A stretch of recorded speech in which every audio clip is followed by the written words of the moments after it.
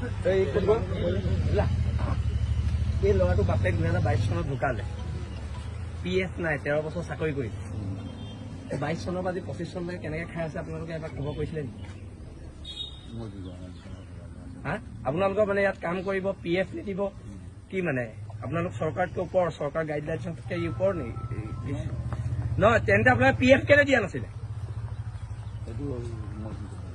কি মই কি ক'ম আপুনি ইয়াত তেনে মানে কি হিচাপে কথা পাতিব লাগিছে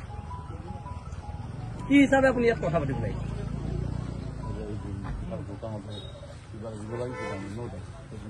কি কিবা এটা দিব লাগিছিলে ন' ডাউট কি আপুনি অযুক্তিকৰ কথাবোৰ কেলে কয় ইয়াত চুৰ কৰিব এইবোৰ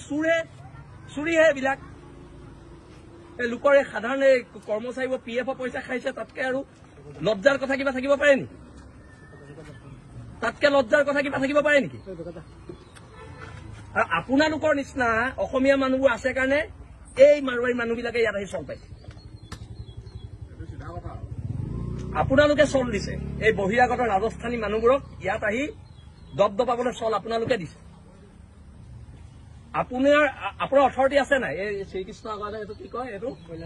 কৈলাশ ভৱন আপোনাৰ আপুনি যে আহিছে আপুনি অথৰাইজ পাৰ্চন নে কি SK পেট্ৰ